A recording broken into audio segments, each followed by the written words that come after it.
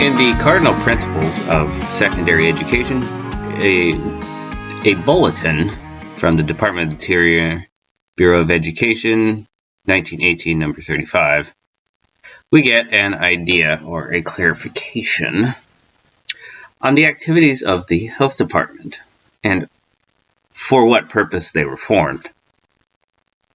Now, as many of us are aware, the health department is the true culprit behind the closing of businesses during COVID, at least in the United States, although I suppose in other countries it'd probably be the health department in whatever language they have, or maybe called something else. Either way, it's the same thing globally. Businesses and commerce being shut down through the activities of the health department. And here in this video, we will understand why. This is a report of the Commission on the Reorganization of Secondary Education appointed by the National Education Association, which of course is a corporation, and all of these are corporations pretending to be government. Now here under the contents, it lists 7 principles for the role of secondary education. But secondary education being what most of us would call high school and junior high school, it's the foundation. Well, technically speaking, the previous schooling is the foundation, but it's part of the comprehensive foundation that leads into our lives. And so we are put into a cloister-like system of the modern propagandist education system. We get brainwashed, and then when we live out our lives as adults, we don't know any different, basically. Anyway, the 7 principles from this book are, or brochure, I suppose, not really a book. Health. Number 1 is health. Now, it's no surprise why the health department is so involved and is capable of wielding such effective force from COVID and all of these other ridiculous health emergencies that they use to carry out their true purposes. Anyway, number 1 is health. That's very important. Second is the command of fundamental processes. 3 is worthy home membership. 4 is vocation. 5 is civic education. 6 is worthy use of leisure. And 7 is ethical character. Here on page 20 it states, health as an objective makes imperative and adequate time assignment for physical training and requires science courses properly focused upon personal and community hygiene. Why would they want to focus on community hygiene? The principles of sanitation and their applications. And so there, that brief section tells us exactly what health is as an objective, except it really doesn't because it's all coded and vague wording. But from current times in the unhealthy environments that we live in, we can understand that this, from 1918, was the way that they implemented it, and it's an example of what some might call doublespeak, where they're saying one thing that people think they know their meaning when they actually have a ulterior meaning, or many other meanings attributed to it. But we'll get more clarification on the second page. Now here it stipulates the responsibilities of a health director. This council member should seek to ascertain whether the health needs of the pupils are adequately met. For this purpose, he should consider the ventilation and sanitation of the building, the provisions for lunch, the posture of pupils, the amount of homework required, the provisions for physical training, and the effects of athletics. Now, this document is oriented towards the academic, the school system. However, you shouldn't be fooled by the wording that they have, because we all have state public health officials called health directors through counties and cities and states, and of course there's a federal too. These health directors take care of all of these aspects, but outside of the quote-unquote academic area. And that was the original motive. They just wrote it in the academic way so that people would assume, oh, it's just applies to the schools, right? No, that wasn't the original motive. Anyway, he should find out whether the pupils are having excessive social activities outside of the school and devise means for gaining cooperation of parents in the proper regulation of work and recreation. Now notice the wording there. Devise means for gaining the cooperation. It sounds like a phrase that somebody in like the mafia or a cartel or some sort of gang would use, right? That's basically devise means coerce, threaten, whatever it takes, right? Murder even, doesn't matter, just as devise means for gaining cooperation. Very sinister wording there. And if you add the correct tone to that phrase, it would come out like devise means. And then, of course, we have the term excessive social activities, which also takes on a rather interesting characteristic to it. And the proper regulation. Proper regulation. Proper according to whom? Not to mention, to regulation, right? Regulations are treated as law today, and the law itself is basically ignored. Now we come to a letter that was circulated around the city of Logan, Ohio, which gives us a good clarification about what exactly these health department people do. States Logan City Council Foreign Adversaries. Dear American, Article 4, Section 4 of the U.S. Constitution states that the United States shall guarantee to every state in this union a republican form of government, and shall protect each of them against evasion. And it's derived from constitution.congress.gov. Due to this section of the U.S. Constitution and my oath of enlistment to the United States of the Marine Corps, I am duty-bound to notify you of troubling circumstances in your area with respect to the apparent foreign operations of possible agents that propagate such. There's a typo there. United States of Marine Corps. That's how it's written. So, oh well. Logan City Code Enforcement have been harassing the local population under the stated authority of the International Property Maintenance Code, or IPMC, and there has been no evidence of constitutional authority. This here referenced in two documents that were delivered to property owners in said city. In the U.S. Constitution, in Article 4, it states, "This Constitution and the laws of the United States shall be made in pursuance thereof, shall be the supreme law of the land." The implication here appears to be an enemy operation to establish overt foreign dominance, making these agents foreign adversaries. In Article 3, Section 3, it states, "Treason against the United States shall consist only in levying war against them, or in adhering to their enemies, giving them aid and comfort." This code enforcement operation was approved by unanimous decision of the City Council as referenced in the meeting minutes of September 24, 2019. In addition, Wendy Hannes, there's a note here that says sick, which means the error was left in. It was quoted directly, so the error was actually part of the original document. Who is actually named Wendy Sue Hanna, so that's the error. It's not Wendy Hannes, it's Wendy Sue Hanna. Thank the City Council for all work in establishing code enforcement position full-time. In the document it states Hannes, sick, works for the Hocking County Health Department and wanted to thank Council for all the work done to create a full-time code enforcement officer position. So lo and behold, the Health Department is behind the imposition of such individuals, which is interesting, because that doesn't seem like something a health department would do unless you're referencing the Cardinal Principles, that document we looked at in the beginning, which stated that the health department's health director's job is to watch for excessive social activities and also to determine the sanitation and building requirements and other things like that. Anyway, this and other elements of evidence appear to prove a wide conspiracy to institute overt foreign control, making the implicated persons foreign agents and foreign adversaries, because such an operation is contrary to the supreme law of the land. This is a situation that concerns all. What you will do with this information is up to you, but I would suggest 3 measures. The primary method of remedy might come with a letter sent to local military units, such as the Foreign Affairs Battalion, requesting intervention and establishment of overt martial law. based on the evidence here provided. Another good measure would be to organize locally with the intent of expelling foreign enemies.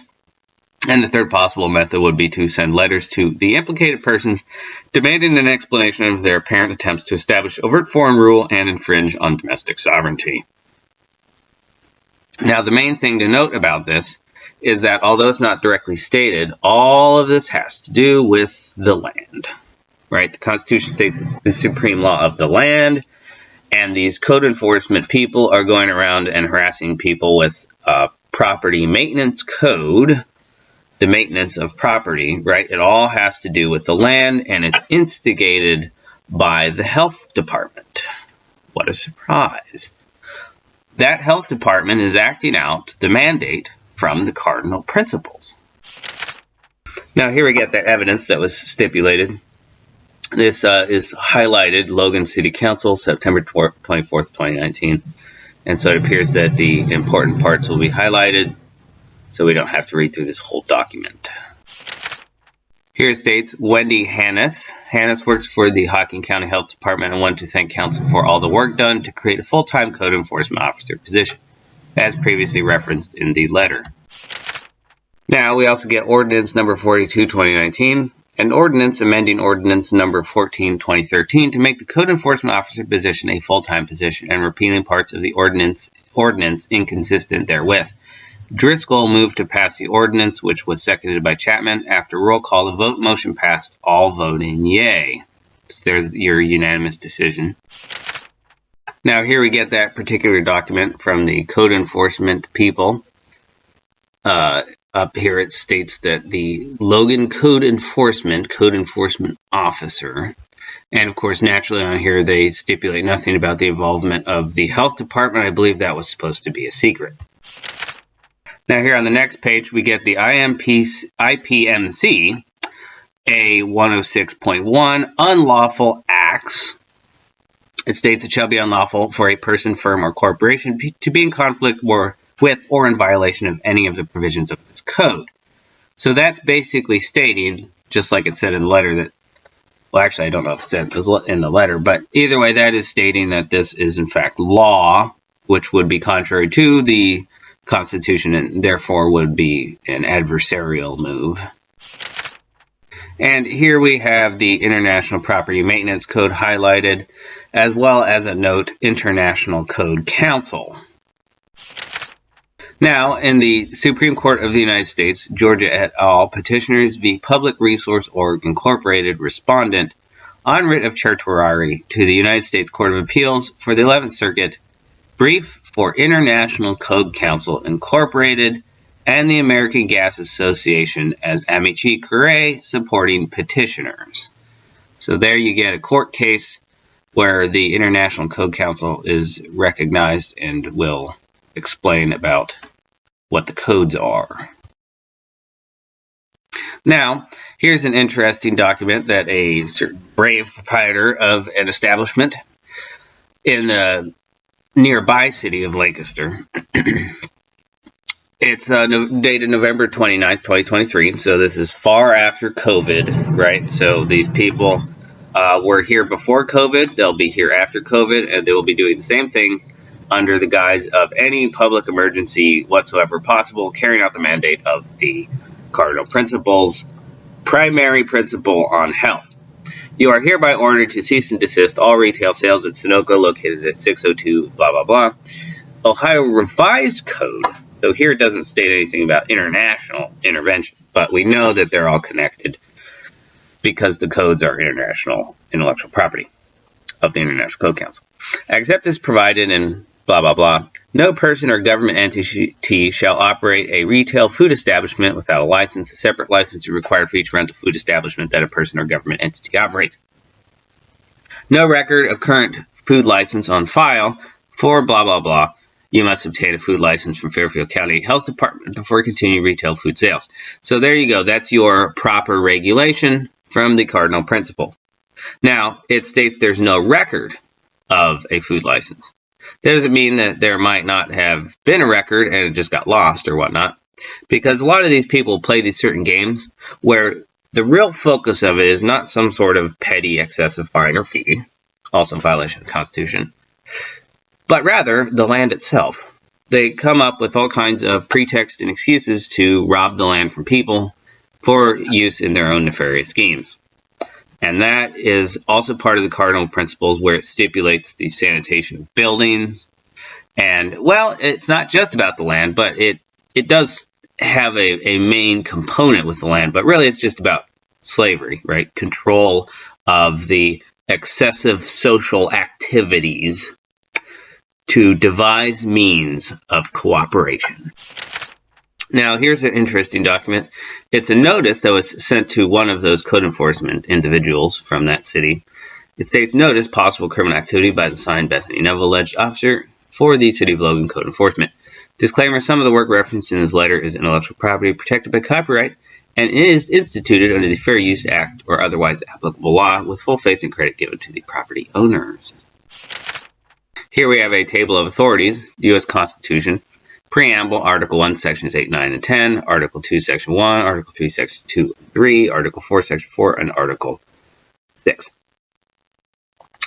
Also, we have statutes. We got the United States Code, Title 5, Part 3, Subpart B, Chapter 33, Section 33331, USC, or United States Code, Title 10, Subtitle A, Part 2, Chapter 31, Section 502, United States Code, Title 17, Section 201, Subsection A, and United States Code, Title 18, Part 1, Chapter 13, Sections 241 and 242. And then we also have a list of executive, well, it says executive orders, but there's only one executive order, 13980. Now, these obviously are not the only things that might apply to such a situation, because that list could possibly fill a book. Summary. This letter is only intended to constitute an understanding of the present situation and the possible implications and subsequent actions could impose for the parties involved. Be it here shown that one Bethany Neville, an alleged officer for the City of Logan Code Enforcement, signed an apparently unlawful letter of warning on the 6th of September 2023, sent through certified mail, thus establishing evidence of volition, which has been reduced to writing, subsequently amended to this notice under Exhibit A. Clarification of concepts would be prudent of those which are pertinent to this letter. First, the law is a concept that is established through force of arms. As such, the United States Constitution was established through the combined arms of the United States Army, Navy, and the people, respectively. Therefore, to openly ignore the lawful precedent that was established at that time is to show a blatant disrespect for the force that was brought to place such a precedent. This is often referred to as the law of contest. That is the establishment of law through a contest of force, be it arms or otherwise. In addition, it is to this document mentioned that all enlisted members of the U.S. Armed Forces swear allegiance. Once a situation arises that constitutes a violation of the supreme law, all members that took such an oath are compelled to action. Otherwise, such individuals may become subject to dereliction of duty. Mens rea is the legal concept that refers to the state of mind. Within this concept, it is stipulated that a wrongdoer must be willful and knowledgeable in action in order for a crime to have been committed. However, once made aware that an individual's actions are indeed crimes, they must immediately cease such activity. Otherwise, they become knowledgeable and willful in their conduct, thus requiring a subsequent lawful response to the offending actions in the interest of supporting, preserving, and defending the law. Now, it should be noted, before I continue here, that most of these people are willful and knowledgeable in what they do. And generally, they thumb their nose at any documents like this that are sent to them. Still, it is worth the effort, because through that small possibility that the person's ignorant, it could undermine their confidence, and it could also sort of throw a monkey wrench in their plan. And there might actually just be a person who's completely ignorant, and then they just stop doing what they're doing. But generally speaking, that doesn't happen. Most of these people are complicit, but it is important to establish complicity beyond any doubt, right? It's just beneficial. It can be in many different ways, not to mention getting something like this probably wears away at their mental stability. Not that these people are usually mentally stable in general. Alleged violations of the U.S. Constitution. Preamble of the U.S. Constitution. The charge of domestic tranquility is listed within the preamble of the U.S. Constitution. This means that anything established to undermine the domestic tranquility will constitute a violation of the U.S. Constitution's preamble, which establishes the primary purpose to the document. Failure to comply section in the warning letter affirmed by the alleged officer, Bethany Neville, which lists coercive language may constitute a violation of the domestic tranquility charge in the preamble of the U.S. Constitution. The section stated here reads as failure to comply with this warning, all caps, may result in the imposition of fines, penalties, and criminal charges as delineated in the City of Logan Existing Structures Code and the 2018 International Property Maintenance Code. Isn't that interesting? If you fail to resolve the violations, the city may elect to resolve the violation at your expense. While the attempts to enforce these unlawful edicts may constitute criminal violations in their own regard, the overt capitalization of the word warning seems to constitute a threat that is intended to damage domestic tranquility, leading to some volatile confrontations or other possible invasions of such domestic tranquility, sometimes referred to as the peace. This and other actions in this situation appear to contain coercive nature seeking to obligate the recipient into actions based on the institution of fear, contrary to the Domestic Tranquility Clause in the preamble of the U.S. Constitution, which reads, "We the people of the United States ensure domestic tranquility, do ordain and establish this Constitution for the United States of America." Now, it'd be good to note here that most of these people are often called officers of the peace, but whether or not they actually uphold the peace is something else entirely. But as long as you call them something, that's all that you need to do, right? You don't actually have to do it. No honor is required as long as you're called honorable. Like honorable judges. Article 1, Sections 8, 9, and 10.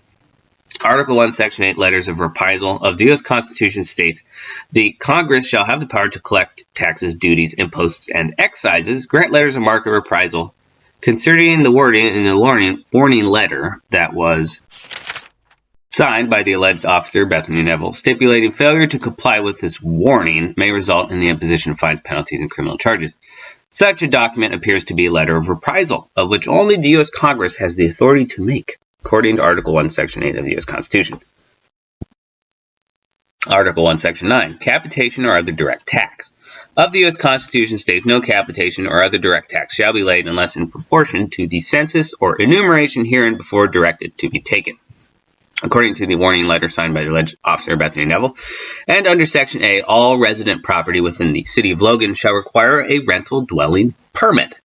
Although the section did not directly specify capitation in the subsection, it does state in Section 8, subsection 3, a canceled rental dwelling permit shall be reinstated upon a repayment of all past due amount.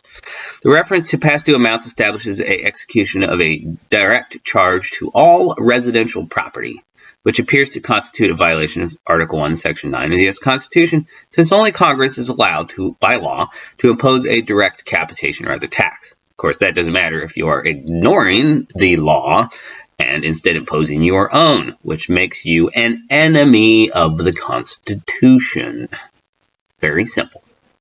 Article 1, Section 10, letters of reprisal, tender and payment of debts, and impairment of contracts of the U.S. Constitution states no state shall grant letters of marque and reprisal, make anything but gold and silver coin a tender and payment of debts, pass any bill of attainder or law impairing the obligation of contracts. As referenced earlier in this letter, that wording in the mentioned warning letter appears to constitute a letter of reprisal in clear violation of this and other sections of the U.S. Constitution. In addition, the warning letter stipulates imposed debts, which appear to constitute violations of other applicable laws as well. Section H of the warning letter, subsection 3, it states a canceled rental dwelling permit shall be reinstated upon payment of all past due amounts, plus interest at the rate of 5% per annum, along with the reinstatement fee of $100 per unit. While the rest of the letter does not stipulate an amount, nor specified use of capital in relation to the payment of debts, the addition of a dollar symbol in this letter would suggest that the unlawfully imposed debt would need to be paid by U.S. Federal Reserve notes or the derivatives thereof, which would be something other than anything but gold and silver coin. Furthermore, this warning letter appears to constitute a law impairing the obligation of contracts. It seems that this warning letter inserts itself between two contractually obligated parties without consent of the parties involved. The warning letter states all residential property within the City of Logan owned for rental purposes are occupied by a party other than the owner. Such language suggests an imposition on previously established contracts between two or more consenting parties, among which the alleged City of Logan may or may not have been included. Thus, such an imposition would violate the portion of this Constitution article that references a law impairing the obligation of contracts. Article 2, Section 1, Duty to defense. Article 2, Section 1 of the U.S. Constitution states that before he enter on the execution of his office, he shall take the following oath or affirmation. I do solemnly swear or affirm that I will faithfully execute the office of the President of the United States and will to the best of my ability, preserve, protect, and defend the Constitution of the United States.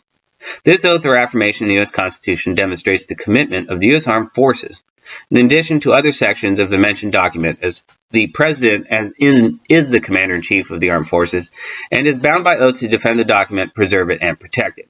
When operations agents or other types of individuals blatantly ignore and violate such, then those that have sworn oaths of defense shall be compelled to action, since they must ensure that the continued adherence to this document. Article 3, Sections 2 and 3.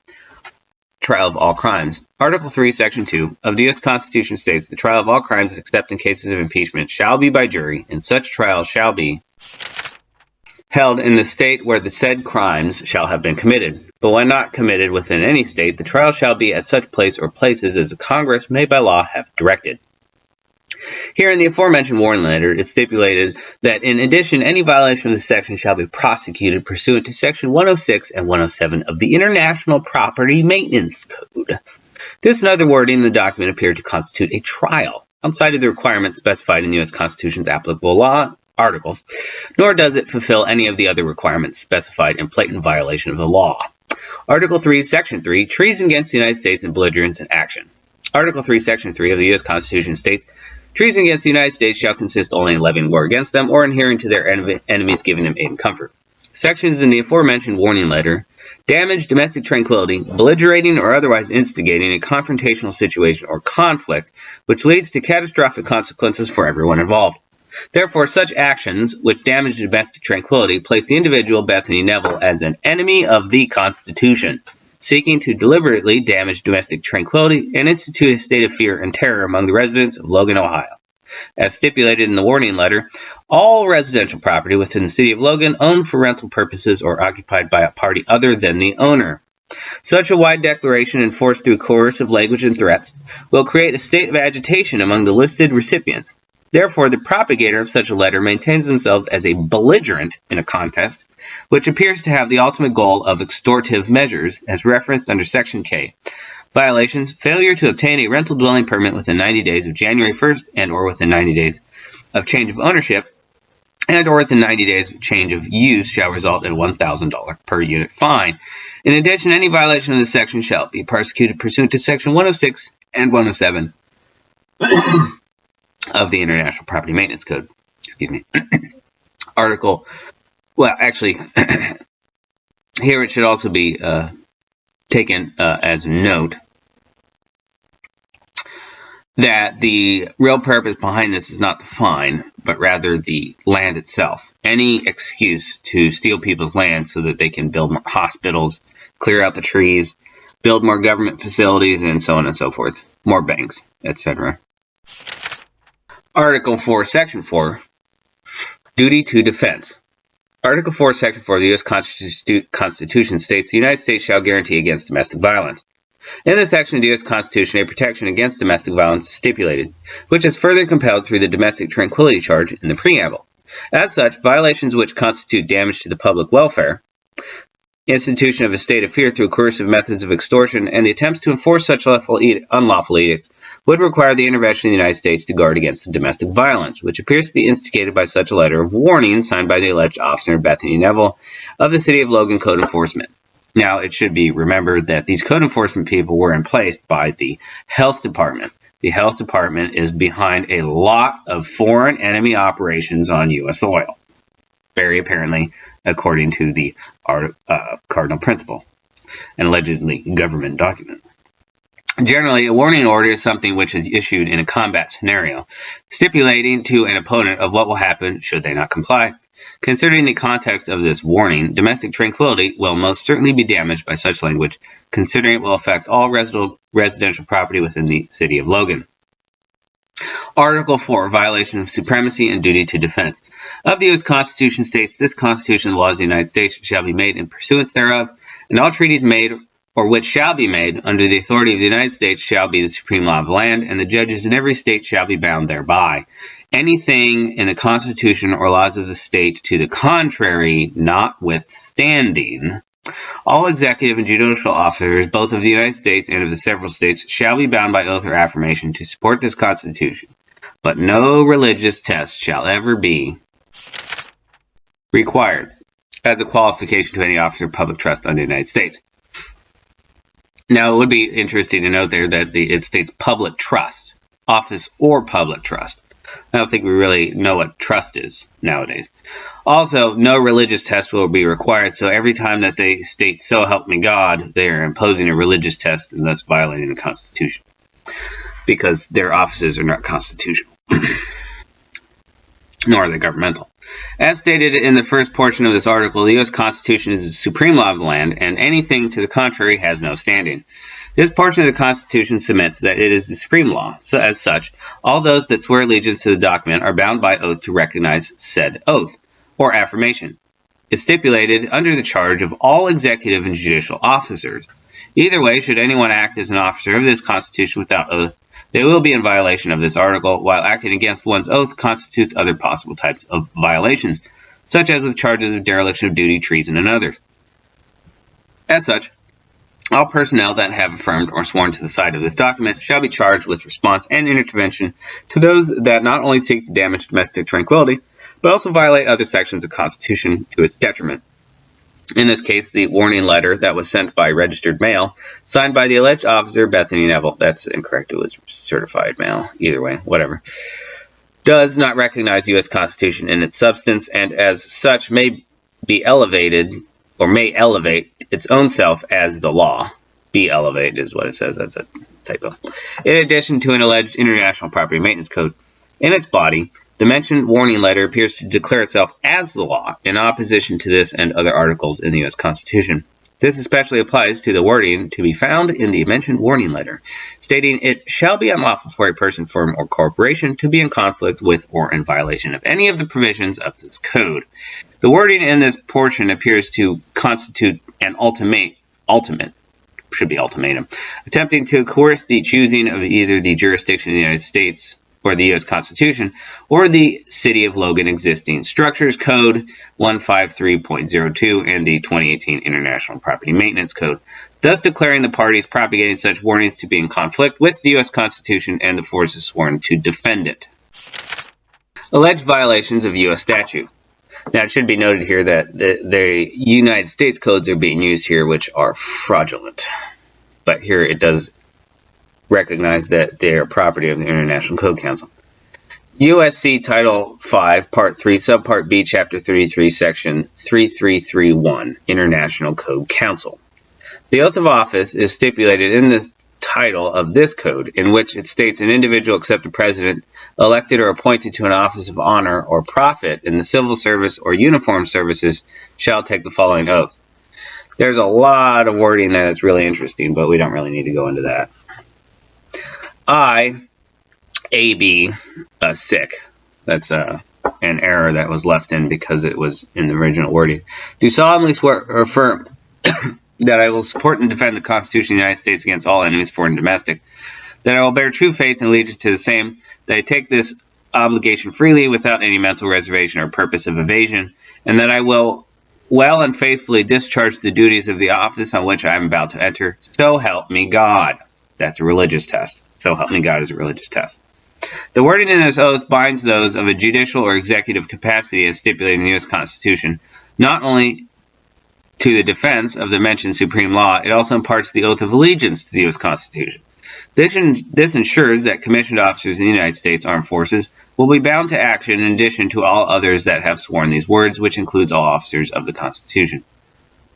Failure to act on such overt violations of the U.S. Constitution may subject the violator of their oath to dereliction of duty, and all those that declare themselves against the same, as it appears to be the case with this warning letter, will be doing so in open opposition to all that have been bound to defend the supreme law. USC Title 10, Subtitle A, Part 2, Chapter 31, Section 502, International Code Council. The oath of enlistment duty to defense is found under the code listed here, which it stipulates each person enlisting in an armed force shall take the following oath. I, blank, do solemnly swear or affirm that I will support and defend the Constitution of the United States against all enemies, foreign and domestic, that I will bear true faith and allegiance to the same, and that I will obey the orders of the President of the United States and the orders of the officers appointed over me according to the regulations of the Uniform Code of Military Justice, so help me God. It should be noted here that although these oaths recognize the supreme law of the land, the U.S. Constitution, they are in fact not constitutional. For one, they have a religious test involved, and second, they recognize things that are in fact contrary to the U.S. Constitution. Either way, they do bind action, and that's the important part here. Wording in this code is similar to the oath or affirmation found under the title for the oath of office. However, this code applies specifically to members of the enlisted corps, but binds them to action all the same when it comes to the duty of defense of the U.S. Constitution, which includes allegiance and recognition of it as the supreme law of the land. USC Title 17, Section 201, Subsection 8, International Code Council. The ownership of copyright is pertinent to this letter of warning because it references various codes without apparently rendering proper recognition to the owner of said intellectual property. As such, a claim of copyright infringement may be pressed against the perpetrator for not affording proper credit to the holder of such intellectual property, which could constitute deprivation of property without due process of law. It states, any of the exclusive rights comprised in a copyright, including any subdivision of any of the rights specified by Section 106, may be transferred as provided by Clause 1 and owned separately. The owner of any particular exclusive right is entitled, to the extent of that right, to all of the protection and remedies accorded to the copyright owner by this title. USC Title 18, Part 1, Chapter 13, Sections 241 and 242. Section 241, Conspiracy Against Rights. This is most certainly a conspiracy we're looking at, but it's a conspiracy that seems to be perpetrated by the health department organizationally, as in the existence of the health department is in fact as a foreign conspiracy occupation. Anyway, Section 241 of this code stipulates that if two or more persons conspire to injure, oppress, threaten, or intimidate any person in any state, territory, commonwealth, possession, or district in the free exercise or enjoyment of any right or privilege secured to him by the Constitution or laws of the United States, or because of having so exercised the same, considering the apparent violations of the Constitution's warning letter, signed by the alleged officer Bethany Neville, of the City of Logan Code Enforcement, this code could cover the implications of these actions as conspiracy, considering the level of organizational involvement that is being carried out. While the alleged officer might have penned their name to such unlawful edict, others operate behind the scenes, like the health department, with the intention of damaging domestic tranquility, to the disparaging of constitutional protected rights that are held by the people, by seeking to coercively deprive such individuals' liberty and property without due process of law. As remedy, this code states that if death results from the acts committed in violation of this section, or if such acts include an attempt to kill, they shall be fined under this title or may be sentenced to death. Therefore, as subject to the wording in this code, such remedy would not only apply to the obvious perpetrator of such a campaign against domestic tranquility, but would in turn continue on to others involved, all those that might be found to be in conspiracy to the activity found within the letter of warning. Section 242, Deprivation of Rights, states that whoever under color of any law, statute, ordinance, regulation, or custom willfully subjects any person in any territory, state, territory, commonwealth, possession, or district to the deprivation of any rights, privileges, or immunities secured or protected by the Constitution or laws of the United States, or to different punishments, pains, or penalties.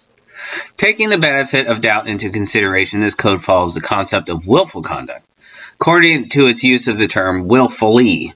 However, once notified of the wrongdoing and continued activity will indeed become willful conduct, and then this code may be applied to such activity as an individual. The aforementioned, signed Bethany Neville, alleged officer of the City of Logan Code Enforcement, may not continue with this activity. Otherwise, said individual will become willful in their criminal conduct and become liable for remedy. In this code, it stipulates if bodily injury results from the act committed in violation of this section, or if such acts include the use, attempted use, or threatened use of a dangerous weapon. Now notice these people do show up in uniforms with guns. They often show up with superior force. That's threatened use of a dangerous weapon. And if death results from the acts committed in violation of this section, or if such acts include kidnapping or an attempt to kidnap, somebody who gets forcibly removed from their property under these acts, that would institute possibly an attempt to kidnap, right? Or an attempt to kill shall be fined under this title, or may be sentenced to death. Now, if I was on a constitutional jury, I would argue for the death penalty every time for these people. Because while they might not pull the trigger, they certainly will, and I'm talking about, of course, the health department people, they continuously operate in ways to set up catastrophic and cataclysmic events that bring about large amounts of death, right? Catastrophic calamity. Individuals like that, it doesn't matter whether or not they are armed. They warrant the death penalty, in my opinion. But of course, every crime requires a trial and the culpability to be 100% them to be adjudicated lawfully, and then of course punishment or remedy elected. Executive Order 13980. Executive Order 13980, mens rea and criminalizing through regulation, covers the over-criminalization of Americans through regulatory reform.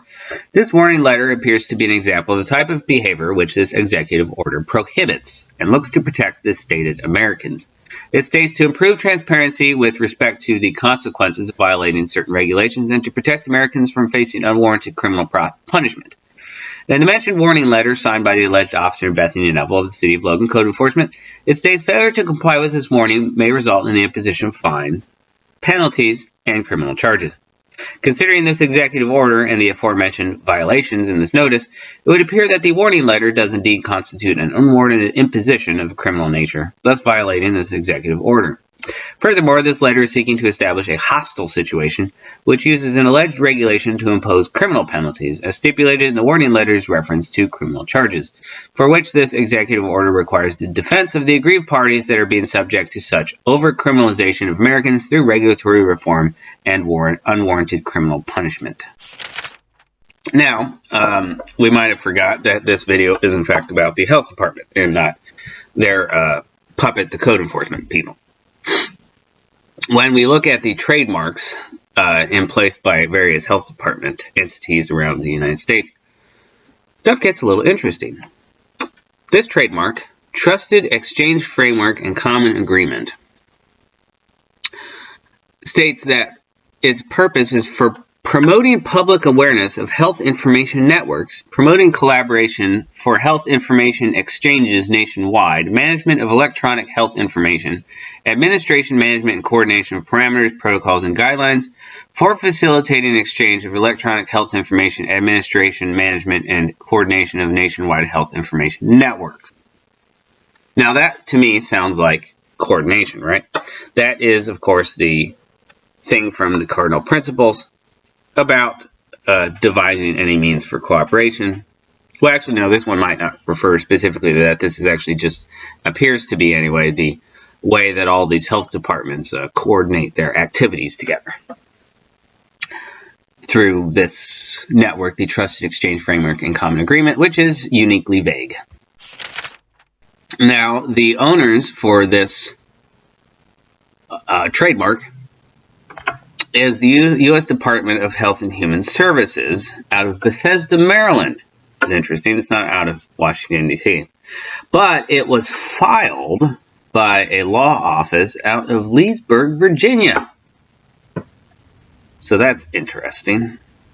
Either way, this is clearly the one of, I doubt there's just one, but it would be one of, anyway, the mechanisms for coordinating the criminal efforts of the conspiracy that is the U.S. Health Department. Doesn't matter which subsection chapters there are, states, counties, cities, etc.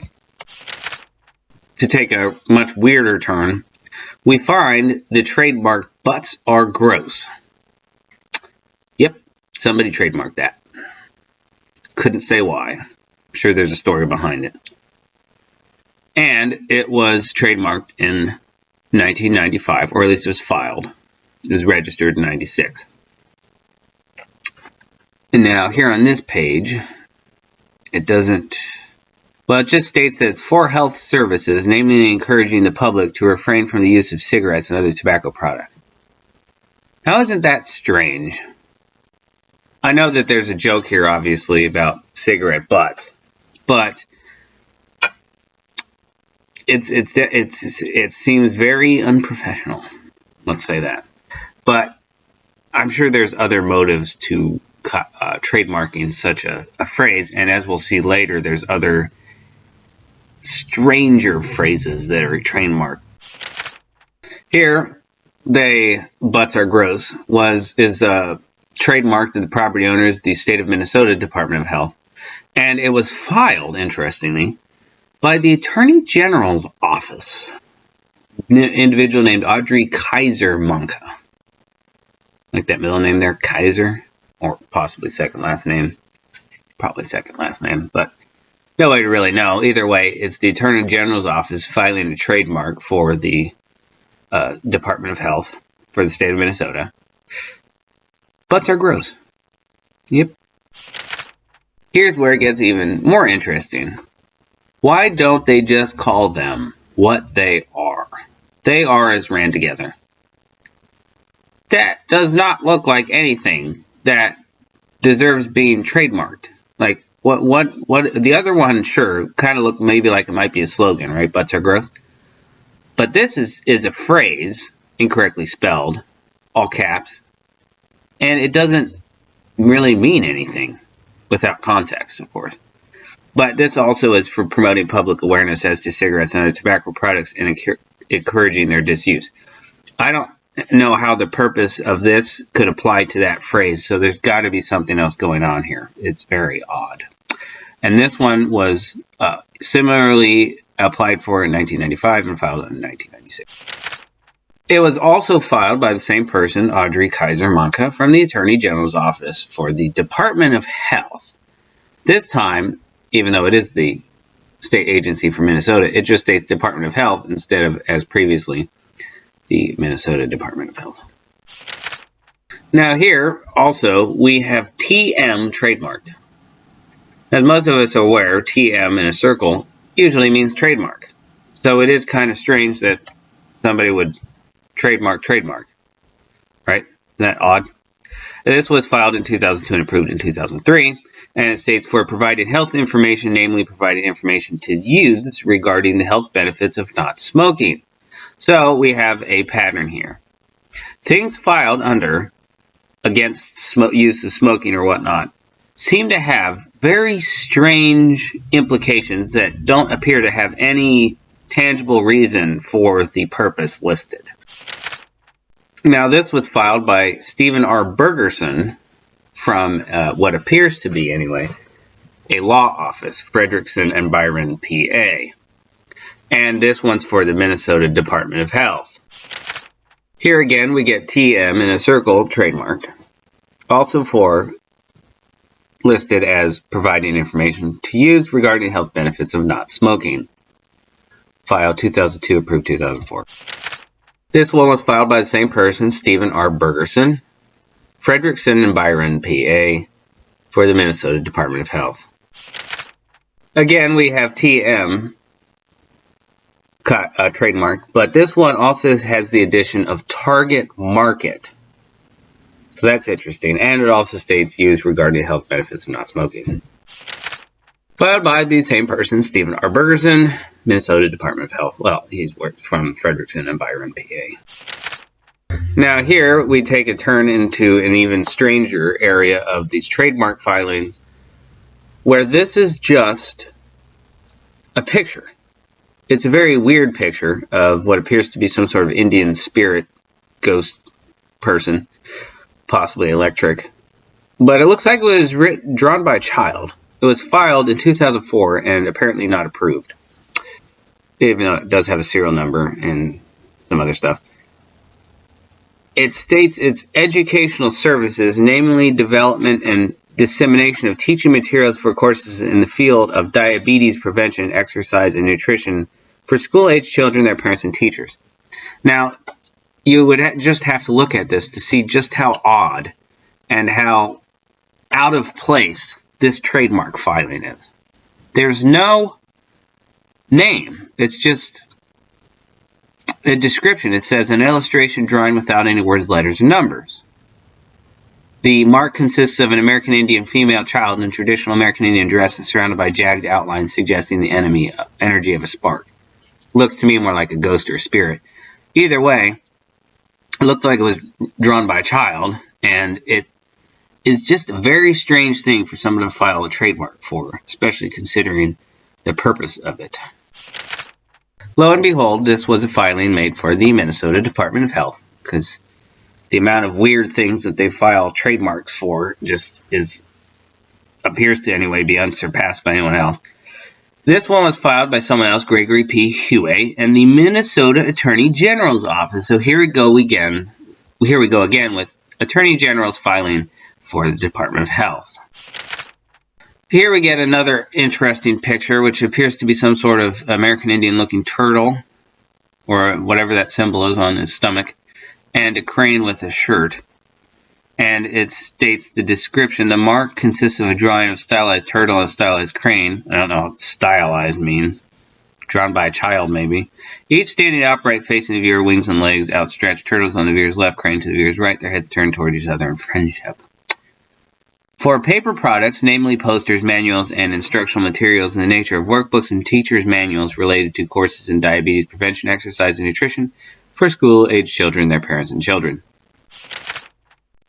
This was filed by the same person, Gregory P. Huey, however you say his name, Huey, Minnesota Attorney General's office for the Minnesota Department of Health. Now we get a balanced life turtle and crane trademarked, and this has registration purpose stated similarly. And this trademark was processed by the same person around the same time for the Minnesota Department of Health, Gregory P. Huey. Here we go again with another strangely trademarked drawing called Health Seeker. It just looks to be a shadow. It also looks to be drawn by a child, and for the same alleged purpose. Also filed by the same person, Gregory P. Huey, Attorney General's Office, Minnesota Department of Health. Now, in reference to health departments, we find other interesting trademarks like I Did It. Advertising, marketing, and promoting public awareness of risks associated with tobacco use. Right, so here we go again with the tobacco element. This was filed in 2004, all around the same time period. This one was filed out of Utah by Brick G. Power, Traskbrit PC, the P.O. Box, for the Utah Department of Health. And this guy is clearly not with Department of Health, probably another sort of licensed attorney individual. Now we get The Truth trademarked for, again, tobacco, purposes of tobacco, 2004. And this one was processed by the same person, Brick G. Power, clearly an attorney, and it was done for the Utah Department of Health. Then we also get around 2021, Play Hard, Don't Blink. Charitable service, namely providing prescription and non-prescription eye protection equipment to individuals in sports and vocational programs, providing information in the field of eye safety. That one doesn't seem so odd. However, this was also filed by a law office, Stanley Law Group LLP, Jeffrey S. Stanley, Ohio Department of Health is the owner. However, we get in 2019 a filing for the same thing, Play Hard, Don't Blink. Of course, these are separate filings with the same stipulated purpose. And this one was filed by the same guy, Jeffrey S. Stanley, for the Ohio Department of Health. Now we have a third filing, Play Hard, Don't Blink, December 5th, 2005. Same stipulated purpose. Filed by a different person, but from the same place, Stanley Law Group, and this one was done by Melissa McCurdy for the Ohio Department of Health. Then we get S Super Specs. Very odd. S superspecs. Providing of information by a government entity in the field of eye safety. Much shorter description for this one. And this one was filed by Jeffrey S. Stanley from the same law group for the Ohio Department of Health. Again, we get a filing for S superspecs from a different date with a longer purpose listed out here, which of course would be the same sort of formulaic purpose that was included on the other ones about play hard, don't blink. Now this was filed by the same person, Jeffrey S. Stanley, same law group, for the Ohio Department of Health. Thank you. If you have enjoyed this video, please check out my other works. There are free books available at the links, and if you so desire, you may support my work at any of the options provided: PayPal, Venmo, Cash App, or buy me a coffee. Thank you.